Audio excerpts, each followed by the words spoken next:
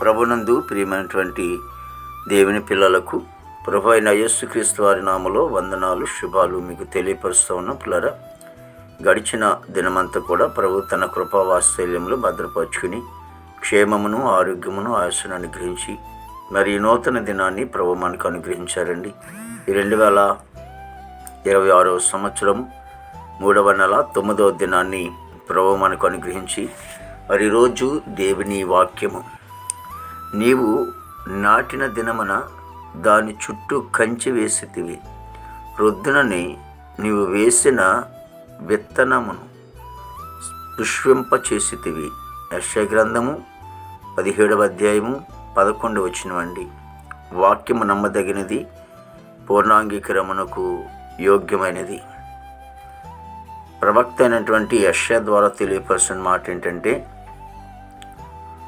నీవు వాటిని నాటిన దినమున, ఒకవేళ అక్కడ చెట్టు నాటబడినటువంటి చెట్టు, మోడు బారిపోయినటువంటి చెట్టు, ఒకవేళ పుష్పింపలేనటువంటి చెట్టు, పనికిరానటువంటి చెట్టు, ఆ చెట్టుని మరి నాటిన దినం నుండి కూడా దాని చుట్టూ కంచి వేశాడట.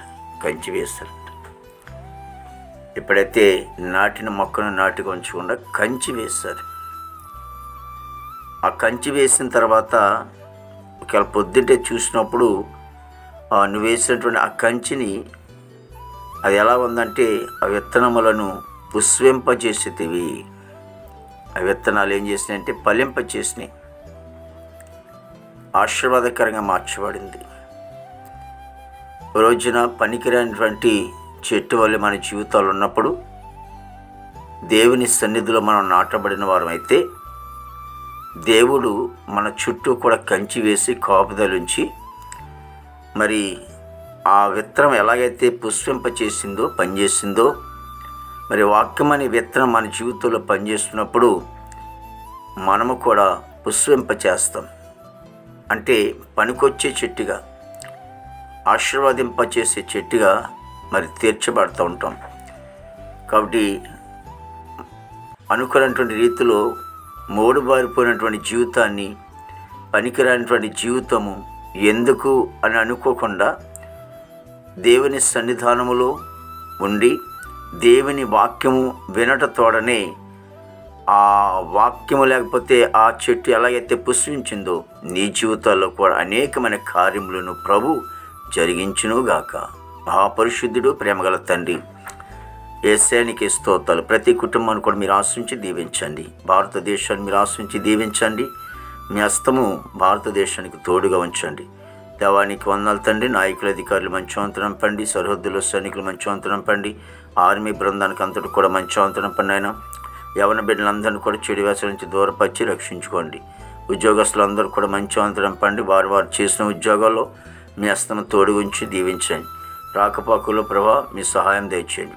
చదువుకున్న బిడ్డలు కూడా మంచి జ్ఞానం ఇచ్చి నడిపించండి ప్రభా. చక్కగా బిడ్డలు పరీక్షలు రాస్తూ ఉన్నారు, ఇంటర్మీడియట్ పరీక్షలు తండ్రి, చక్కగా రాయటానికి కృప దయచేయండి. అలాగే 10th క్లాస్ కూడా సిద్ధపడుతూ ఉన్నారు, మీరు తోడు సహాయం చేయండి ప్రభా. మరి నాయన మా దేశ పాడి పడినంత మీరు ఆశించి దీవించండి.